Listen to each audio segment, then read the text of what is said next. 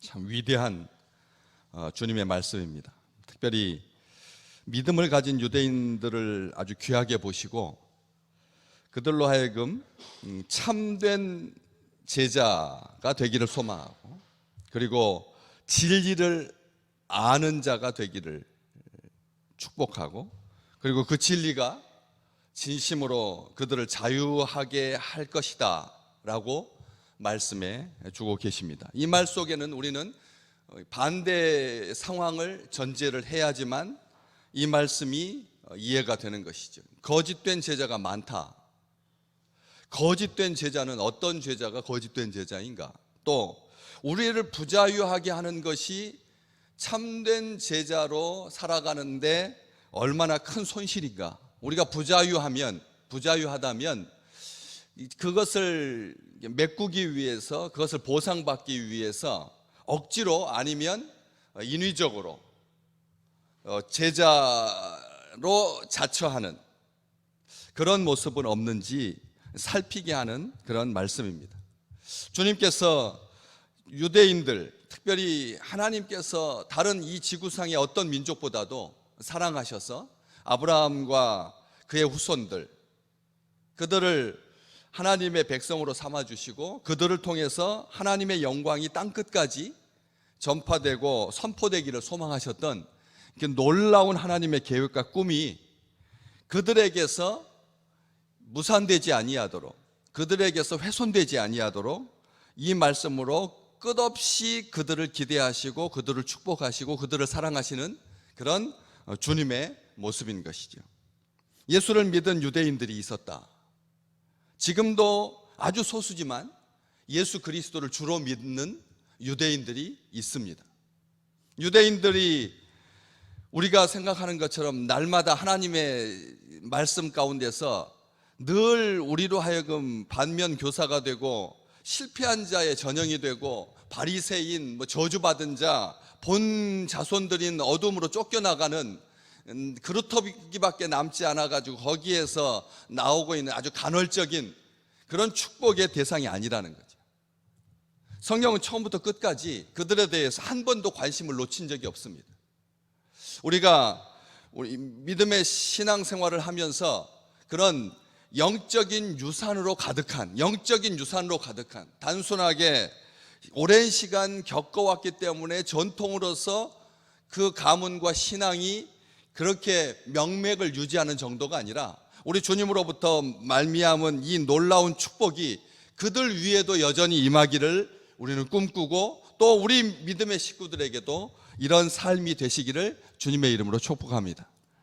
이게 중요한 것이죠. 주님의 말씀에 거한다라고 하는 말 어제도 같이 나눴지만 늘 주님의 말씀에 이 절대적인 가치를 두고 끝없이 즐겁게 하나님의 말씀을 배우고자 하는 자세로 겸손히 순종하는 것이 주님의 말씀에 거하다라고 하는 해석적인 차원이 될 것입니다. 그러나 이것을 번역하고 있는 성서들을 가만히 보면 그렇게 우리가 이해하고 있는 선으로 멈춰지지 않다라고 하는 것을 몇 가지를 더 발견할 수가 있는데, 주님의 말씀에 거한다라고 하는 말은 주님의 말씀에 산다라는, 말씀을 가지고 이 지구상에서 사용하는 용례 중에서 그 말씀에 산다,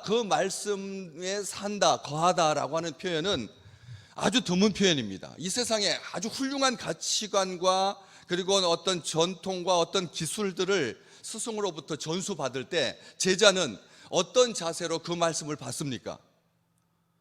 자기의 유익을 위하여 받죠.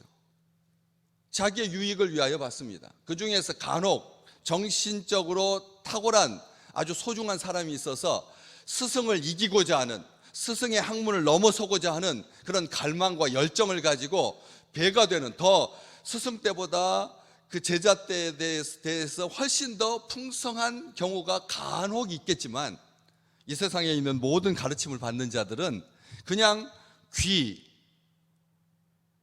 귀적인 차원, 마음으로 수긍하는 차원, 그리고 행동으로 보여주는 차원, 이 정도의 가르침 앞에 좋은 자세를 가지지 더 이상의 의미는 없습니다.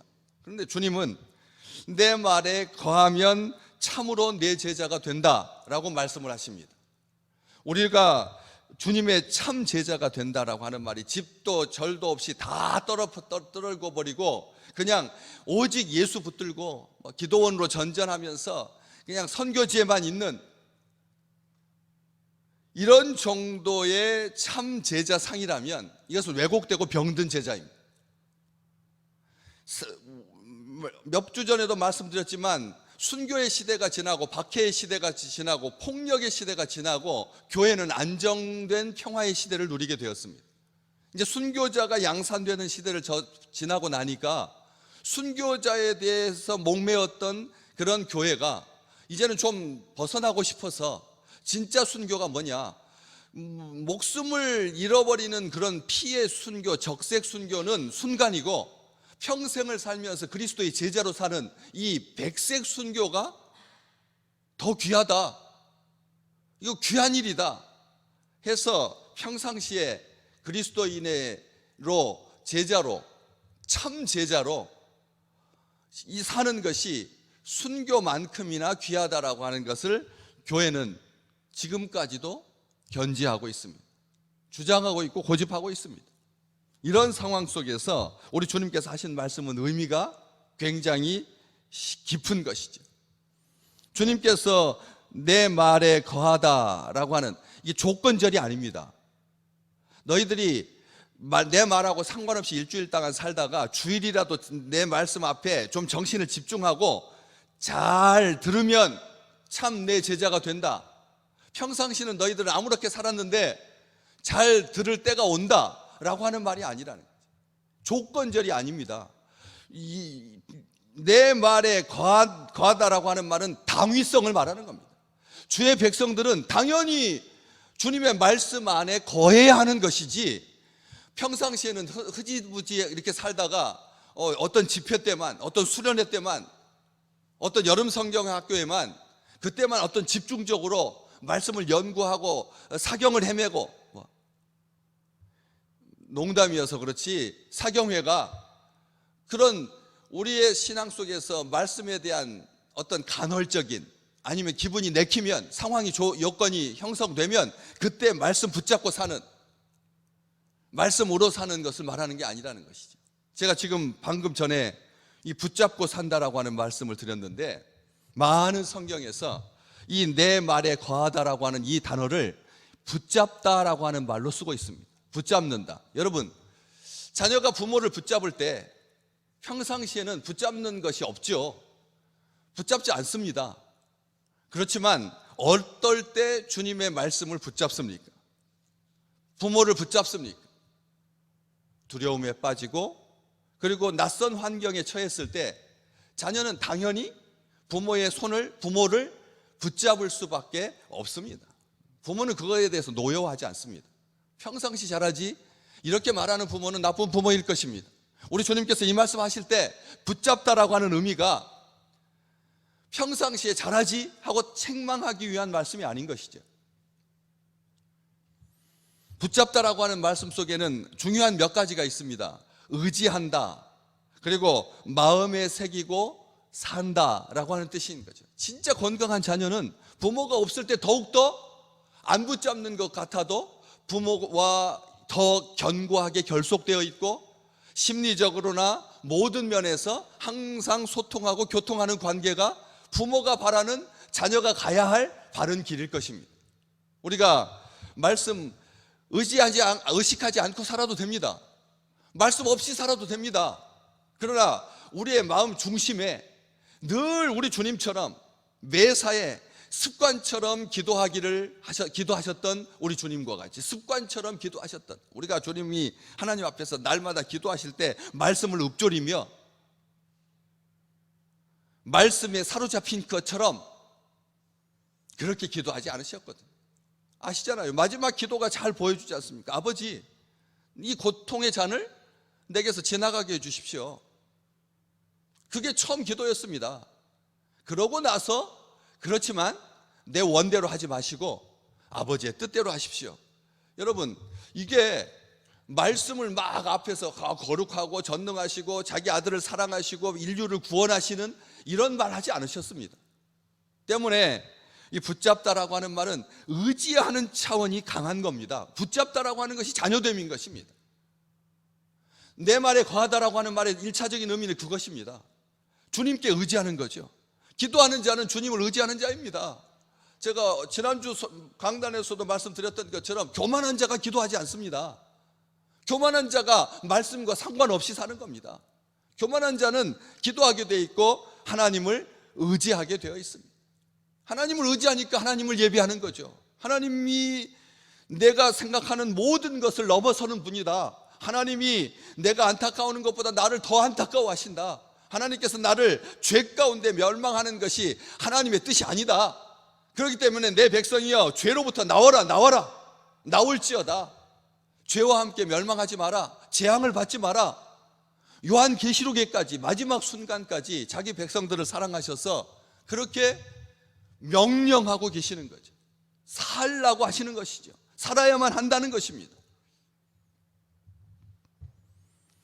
거하다라고 하는 말의 진정한 뜻은 하나님을 의지하는 것입니다. 하나님의 말씀을 마음에 새기고 사는 것이죠. 따르는 것이고 준수하는 거고 지키는 것이 산다라고 하는 말의 이 세부적인 항목이겠지만 우리는 평상시 내 뜻을 따라서 살지 아니하고 주님께서 나를 얼마나 기뻐하시는지 의식하면서 그렇게 살아야 합니다. 일시적인 감정과 충동으로 주님의 말씀을 다른 사람들보다 배나 더 집중하는 이런 광신적인 이해함도 없고 맹목적인 그런 거함이 아니라 우리의 삶 속에서 진정 주님의 말에 거한다라고 하는 것이 의심하지 아니하고 믿음을 가진 순전한 자녀의 모습을 생각할 수가 있다라고 하는 것이죠. 만약 이 말을 바꾸어서 말씀에 대해서만 강조했다면 저는 이렇게 주님께서 자기를 믿은 유대인들에게 말씀하셨을 것입니다. 성경을 많이 읽으면 참 내 제자가 될 거다. 성경을 줄줄 외워야 참으로 내 제자가 될 거다. 말씀만 강조했다면, 거하다라고 하는 말 대신 말씀을 많이 읽고 줄줄 외우고 몸에다가 새겨서 붙이고 다니면 너희가 내 제자라고 하는 것을 세상에 알리라, 이렇게 말씀하셨을 겁니다. 유대인들은 오해했습니다. 그래서 지금도 경문을, 성경 구절, 쉐마를, 신명기 말씀을 벽 기둥에다도 붙여두고 이마에다도 달고 다니고 손목에다가 표시해서 그렇게 새긴 그런 말씀을 장식적인 요소로만 습관화되고 익숙해지니까 그런 식으로 하나님의 말씀에 거한다라고 표시 흉내를 내고 있는 그 모습을 우리는 기억합니다. 그래서 말씀에 거한다라고 하는 말이 기둥에다가 붙여둔다. 교회에 제가 우리 성도들에게 하나님의 말씀을 이렇게 그렇게 습관화되지 아니하도록 아주 최소화해서 성전 예배 드리고 나가면서 볼 수 있도록 볼지어다 세상 끝날까지 내가 너희와 항상 함께하리라. 그것도 색깔도 넣지 아니하고 유리에다가 그냥 투명 그 테이프로 해서 그렇게 글자를 새겼습니다. 한 군데도 다른 데는 없습니다. 강대상에도 붙이지 않았습니다. 하나님은 사랑이십니다, 이런 말도 쓰지 않았습니다.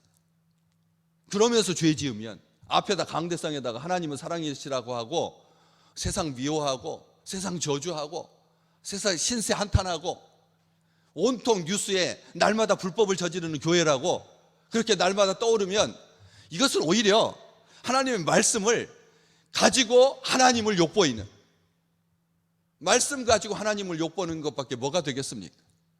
그래서 말씀에 거한다라고 하는 것은 마음으로 진정 하나님의 말씀이 내가 가야 할 길이고 내 길의 등불이라고 하는 고백적인 신앙을 가지고 하나님의 말씀만을 붙들면서 사는 것입니다.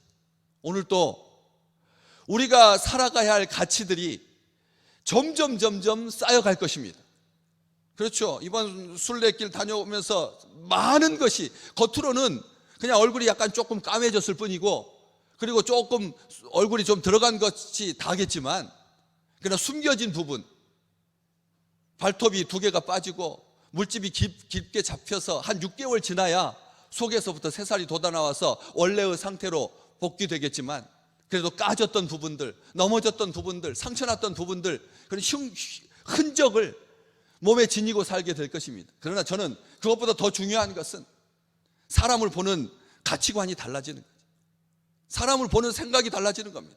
더욱더 사랑하게 되고 더욱더 아끼게 되고 하나님의 말씀을 어떻게 하면 사랑하는 주님의 백성들에게, 주의 종들에게, 주님의 양에게 잘 먹여야 하는가, 이것만을 몸부림치면서 보는 것도 하나님의 말씀 가운데서 보게 되고 듣는 것도 주님의 말씀 가운데서 듣게 됩니다. 주님의 참 제자가 된다라고 하는 말은 그런 의미인 거죠. 이전에 들었던 것도 소중하지만 앞으로 들을 귀도 점점 더 주님의 뜻대로 변화되시기를 주님의 이름으로 축복합니다. 귀가 거듭나고 눈도 거듭나고 마음도 거듭나고, 그래서 주님의 진실한 제자, 참 제자라고 하는 말이 스승을 넘어선다라고 하는 말, 아주 중요한 의미 있습니다. 또 한 가지, 스승을 깊이 사랑하는 거죠. 우리 주님을 더욱더 사랑하게 되고 말끝마다 행동마다 주님을 사랑하는 것들로 가득하여서 진심으로 주님을 등에다 업고 다니는 참 제자가 그리스도인이라고 하는 말의 진정한 뜻처럼 주님을 내 등에다 업고 다니고, 주님이 가자고 하는 만큼 가고 주님께서 서라고 하면 서고, 신앙은 그겁니다. 말씀대로 산다라고 하는 의미는 그런 것이죠. 그래서 주님을 영화롭게 하는 거룩한 한 날이 되시기를 주님의 이름으로 축복합니다.